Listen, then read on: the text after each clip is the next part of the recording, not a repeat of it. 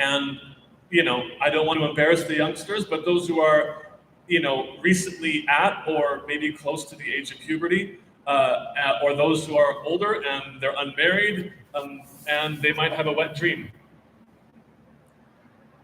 I'll just say it happened to me. It was like during the daytime. I mean, we're in close company, so I'll say it. It might give you a chuckle, make you feel less embarrassed about it. I was in the masjid in i'tikaf, and it happened to me. And it freaked me out. And I was like, what the heck, right? Like, if I break my fast and I'm in i'tikaf, and well, no, that's involuntary. And so the Sharia hukman, in effect, does not consider that to have broken the fast. So it does not break the fast. Okay? So in fact means that one does not actually partake of any of the fast breakers, and in effect means that one technically does, not technically, but actually does, but technically does not. So that therefore involuntary acts and forgetful acts are included in the definition of siyam. Here's one place, as I mentioned, where there's a difference, is that especially on the matter of whether you're doing something by accident. In the Hanafi school, doing something accidentally does not fall in this category of hukman. So if you accidentally swallow something, meaning by that I mean you were voluntarily performing an action that brought you close to swallowing it, and you accidentally swallowed it. For the Hanafis, and I believe the Maliki school as well, I could be wrong about that, that does break the fast. In the Shafi'i school, because there's a hadith that says رُفِعَ عَنْ أُمَّتِي الْخَطَأُ وَالنِّسْيَانُ, that accidental errors and also forgetfulness have been relieved of my ummah. The Shafi'is interpret that as including an accidental. So if you swallow when you're making wudu by accident, it doesn't break your fast. So again, here's one very common area of difference. But again, as I said before, I'm doing this definition so you can get a full sense of, okay, like the big picture of and organize, inshallah, when I go through the what if section. So then we have this next term, and I'm skipping over niyyah and also timing. I'm going to come back to that in kind of its own small section. Those qualified. The word in Arabic is ahl. If you're ahl for something, it means that you are, number one, that you're required to do something and you're not relieved from doing it because of some condition. Condition here is a neutral word. It's, so for example, women who are on their period, that is a temporary condition that restricts them from performing the fast. They have to make it up later. They're not, of course, sinful for that. But during that time, they are not, in a technical, legal sense, qualified to fast, right? So who is required to fast? Every Muslim, male and female, who is mature, and here the word is baligh. Here we mean specifically, I'll define it, but generally speaking, sexual maturity, right? So you could be clueless and 15 and you're still mature according to Sharia, clueless about the world. But this is an important thing, and I'll talk about that, which of general import, inshallah, in a second. So who is mature and of sound mind and body. So somebody who has a severe mental illness, whether temporary or permanent, is not required to fast. Somebody who has a chronic or temporary condition, so sickness falls into this category, even if it's a temporary illness. But if you're incapacitated, whether permanently or temporarily, then you're not qualified, so to speak, to fast, and therefore not required. So then who is restricted? As I mentioned, generally speaking, one who is restricted are especially women, because for women who are on their monthly cycles or who are going through postpartum bleeding, it's actually haram for them to fast. To the extent that many of the scholars say that it is not considered to be an act of worship that is rewardable for them to give the appearance that they're fasting. If they do that because they don't want to let people know that they're on their period because of haya, that's fine. But it's not a special act of worship for them to not eat at all or in public, right? In private or in public. So that's, and I mean, I think different cultures, approach this differently in practice, but at least according to the Sharia, we should be careful not to, make it seem or to embarrass sisters if they're eating in public. We give them the benefit of the doubt, and it's totally fine for them to eat in public. Whereas in other cases, if you, let's say, come back from a journey and you started the day not fasting, once you return to your hometown, it is actually required, it is strongly recommended to the point of being required that you not eat the rest of the day to show honor to the month of Ramadan, even though you haven't begun the day fasting. So that's the restricted category. Then finally, who's excused? I alluded to some of this before, but basically someone who does not have one of the required conditions that I mentioned before that make it obligatory. So temporary illness or insanity, or permanent illness or insanity, or minority, as in you have not reached the age of majority. And again, in the Sharia, it's not 18 years old. And this is something I just want to emphasize, and I think that sometimes we get lax in this, where we have children who are in school, and we perhaps are a little bit lax in training them and teaching them that once you reach the age of puberty, which for males is when they have a wet dream or otherwise ejaculate, so it's specifically that, and for females it's when they start their menstruation, or when the schools differ about the specific age, but for the Hanafi school it's when they reach 15 years of age, whichever one comes first, right? So if someone doesn't have either of those experiences, male or female, respectively, and they reach the age of 15, in 15 lunar years in particular, then they're baligh, they are mature, and all the rules of the Sharia that pertain to them at whatever stage they are in their life, so especially the ibadat, the acts of worship, they become. Because sometimes we have, let's say, 14, 15, 16, 17, 18, they're not praying regularly because he still has to, once he reaches 18 is, the law. And we find instances that some ulama do mention 18, but if you have reached sexual maturity before then you as even a youngster are obligated to perform these ibadat, and in particular the fasting of the month of Ramadan. So other terms, so that's the definition, okay? Before we get to timing and intention, I just want to mention, again, by way of concepts, so it'll make it easier to think about once I get to the FAQ what if list. The first one is, okay, well, when you're Ramadan, you have to do it. You have to fast. But what if you miss the fast either for a legitimate or an illegitimate reason? A valid excuse or an invalid excuse. Accordingly, you'll have to either do an equivalent makeup, which is called qada. Equivalent because if you miss one day, then you fast one day. Not an equivalent of like if you miss March 24th, then you have to wait till March 24th so the day is as long. You can do it in the winter too, but you have to fast one day for one day missed. That's an equivalent makeup. And then the other type of makeup that we can put in this category is an expiation, which is called a kafara. So kafara is a special act of atonement for a grave violation. And we'll talk about that inshallah when we get to the big category. But for Ramadan, it's intentionally, essentially like, I don't care about Ramadan, I'm just gonna eat this food.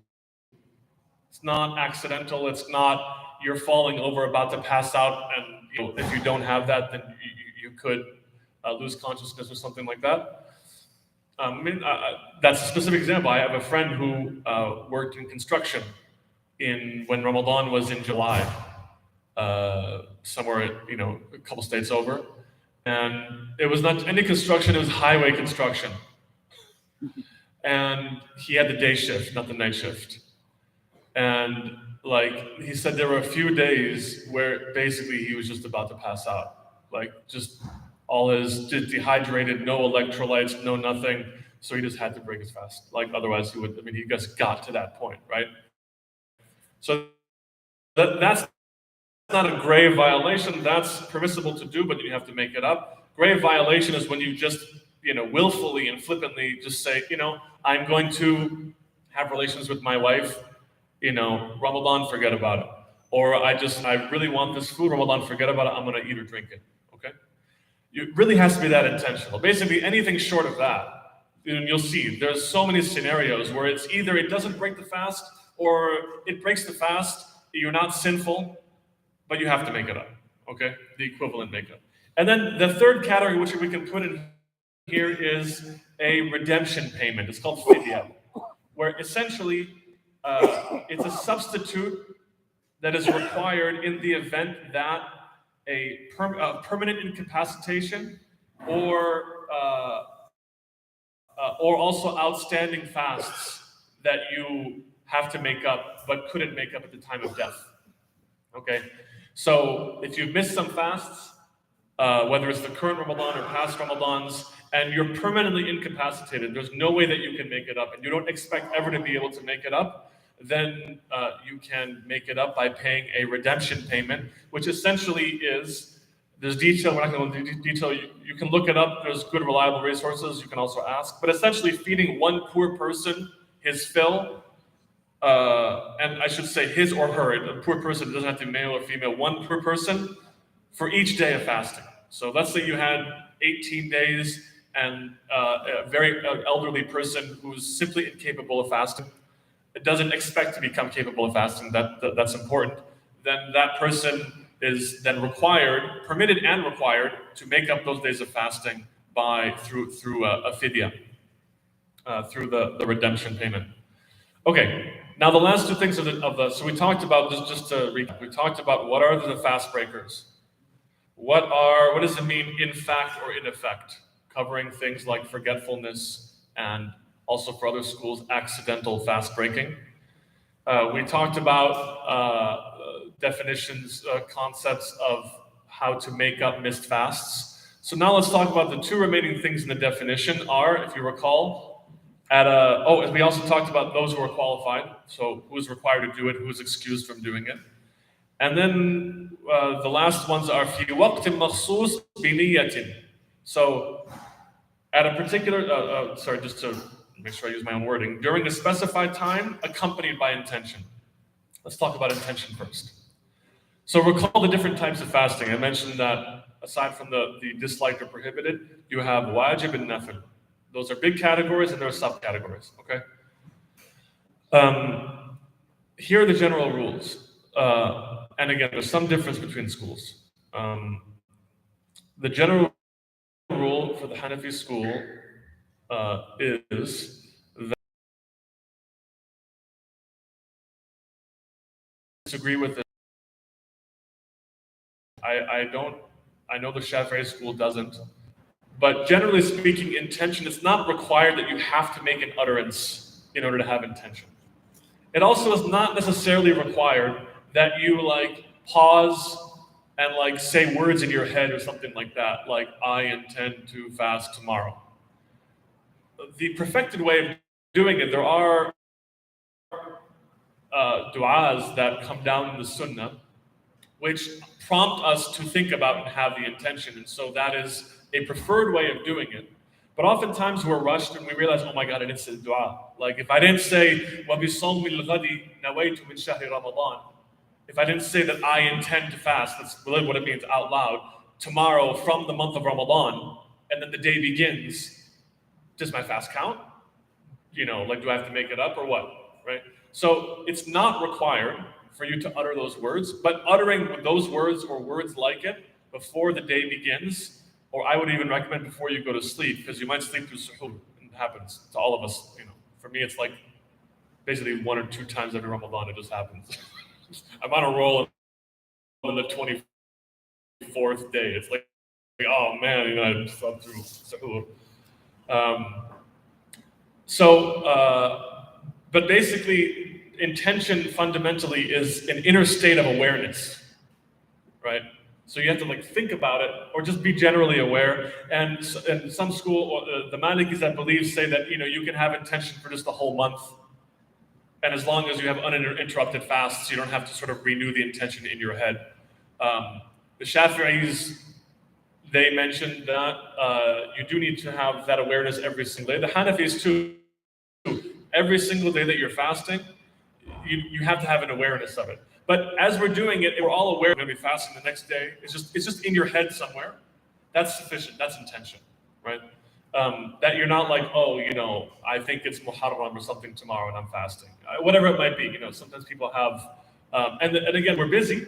And we may be concerned that we didn't verbalize it, or I didn't specifically think about that. So I just mentioned again, the safest is just when you go to sleep, just in your head. I'm not saying you have to pause and not move and think about it, but just as long as you're aware when you're going to sleep that tomorrow I'm going to be fasting. Because we don't do it for a whole month throughout the year. So it's totally normal when you go to sleep most nights, you're not thinking I'm going to be fasting tomorrow. So as long as you have that general awareness, that's fine.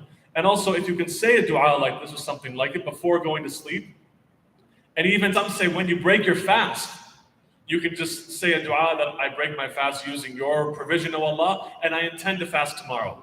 Then you're covered. Okay, and as long as you don't lose consciousness or whatever, and be confused or not know where you are or something like that, then you have the intention for the next day. So I know I spent a lot of time about it, but it is important to just clarify that because it can cause confusion. And if you're just not aware of it, it's something that you should become aware of it. Right. And so I mentioned that as far as the timing goes, there's another general principle, which is good to know for outside of Ramadan as well. The general principle is this, that for the required fasts, whose timing is predetermined. So do you have to say, I am going to 17th of Ramadan in your head, or be aware to that specificity or not, right? The answer is no.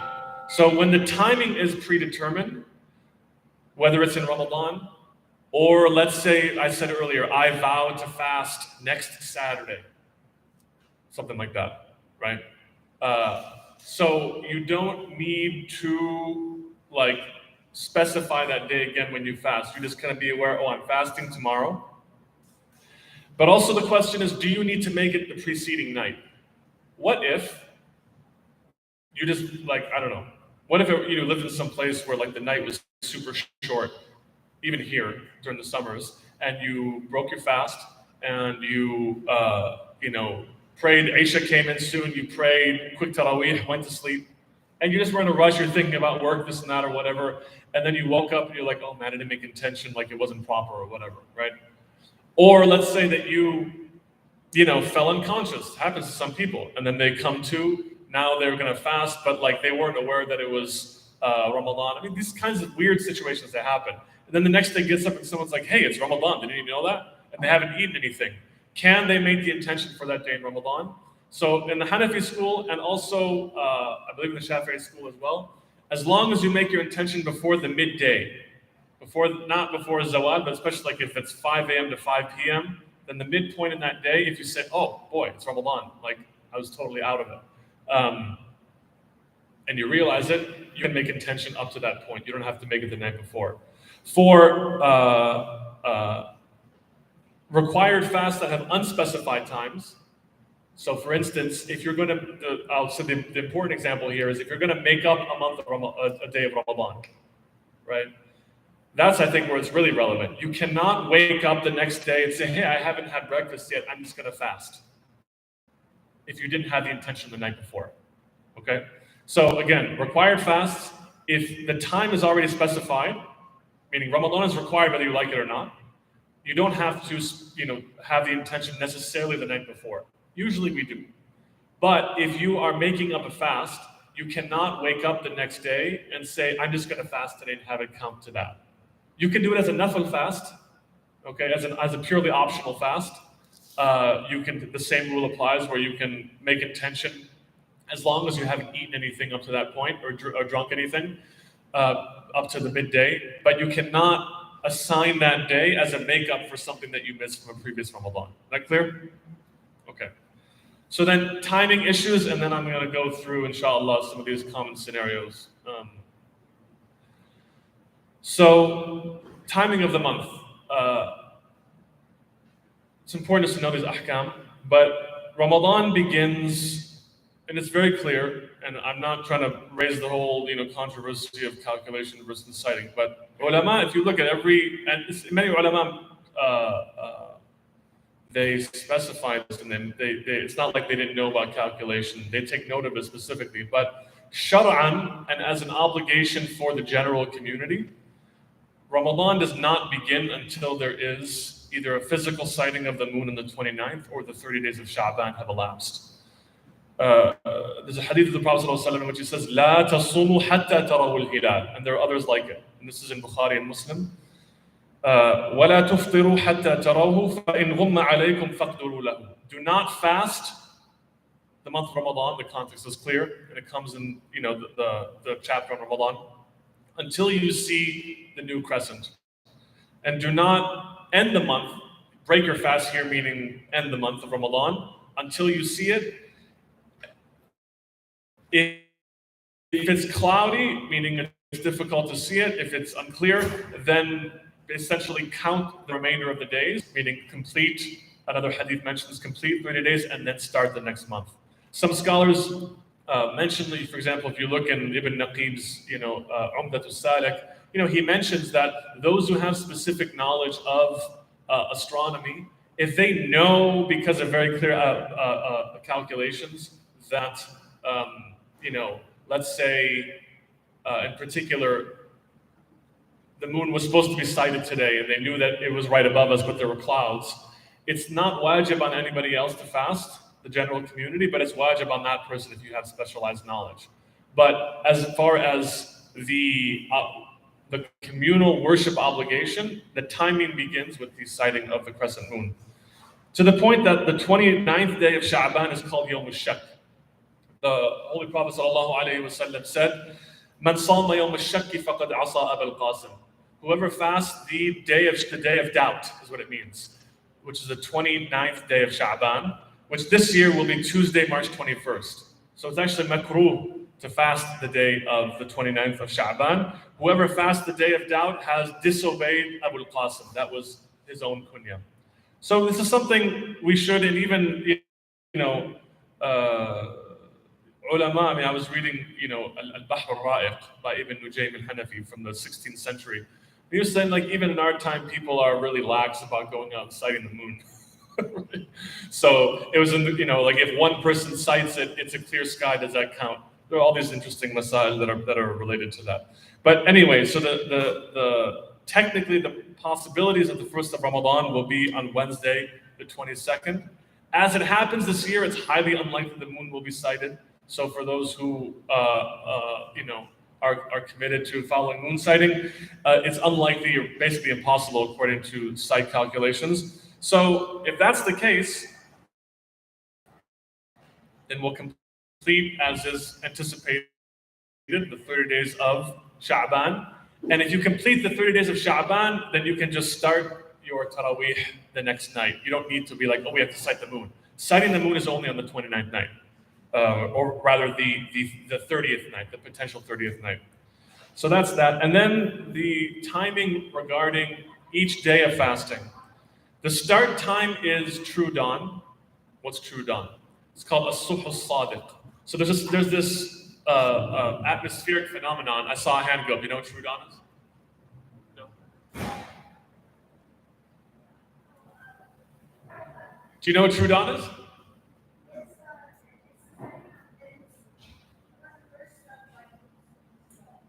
When the first light? Right, good. So maybe I can't quite hear, so maybe you're saying it and I'm not hearing you.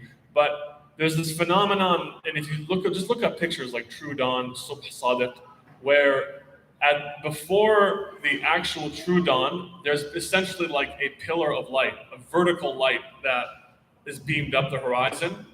and then that disappears, and then you see it's an atmospheric phenomenon, and then you see a horizontal line of light. So the vertical one is called false dawn, or as-subh al-kadhib.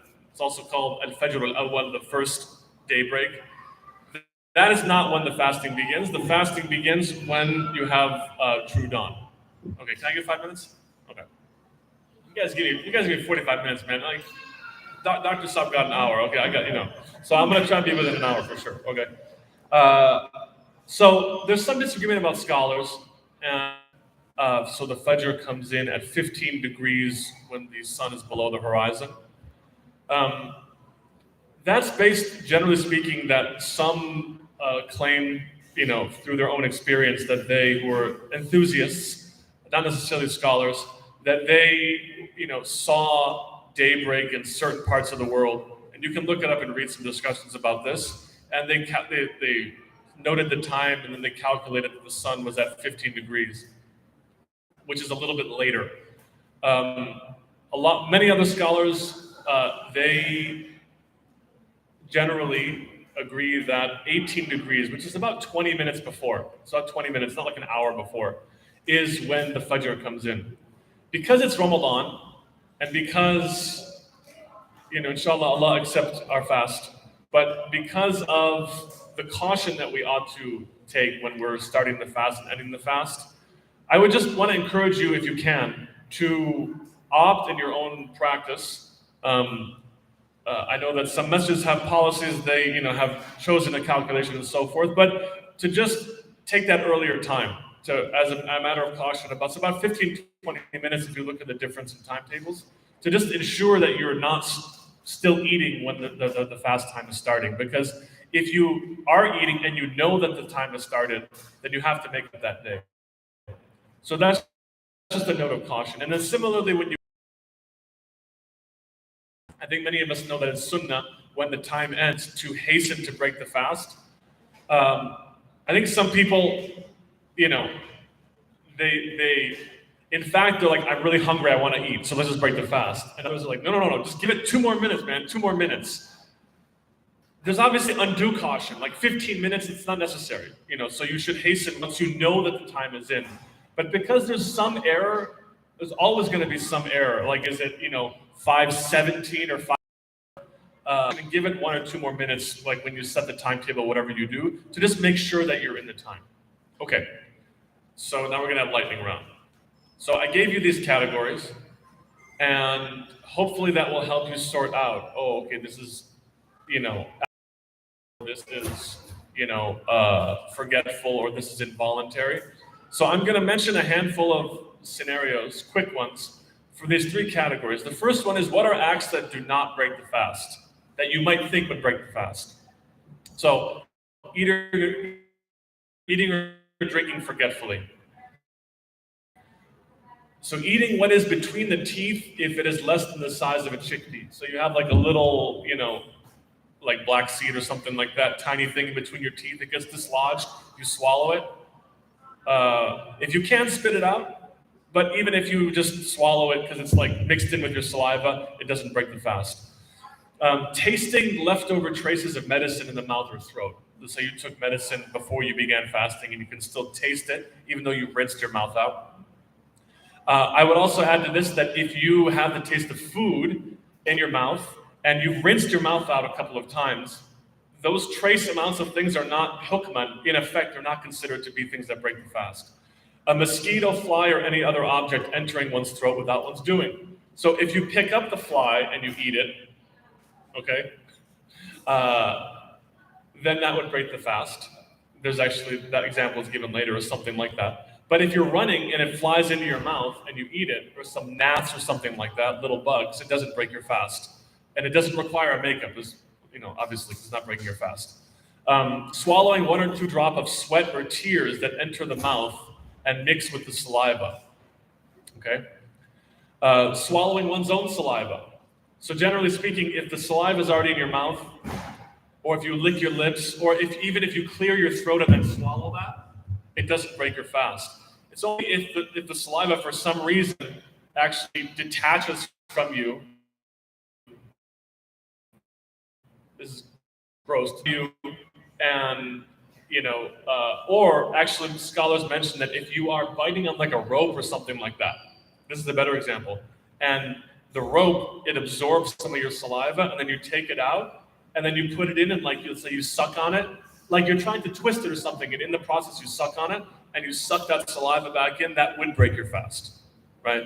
But if it's already in your mouth, it doesn't break the fast. Similarly, if you have some wudu water left in your mouth, you spat it out, you've been careful about it, and there's some trace amount of water and you swallow that, or after you brushed your teeth, there's still some water or something like that, then it doesn't break your fast. Using a miswak or toothbrush, unless it has some artificial flavoring in it, it doesn't break the fast. Okay, so then other things are things that you do forgetfully. So if you have intercourse forgetfully, and it happens, right? If you do have intercourse forgetfully, then it is required to stop immediately, and your fast is still valid, okay? Or, for instance, I mean, if you have intercourse right before the beginning of the fast, and then you realize, oh my God, the fast time has started. If you stop immediately, then the fast continues to be valid. If you forget. If you do it accidentally, then for Hanafis, it does break your fast. You have to make it up. For Shafi'is, it doesn't. Like if you messed up the time, you thought that it was, the fasting hadn't started yet, but it has started yet. Okay. So performing istijā with water does not break fast, unless you squirt water. Some people, if you squirt the water, essentially the length of a syringe into the anus, then it does break the fast. Or if you insert like toilet paper inside, then it does break the fast. I'm gonna just rip through it and inshallah we'll be done. So inhaling smoke unintentionally through the mouth or through the nose.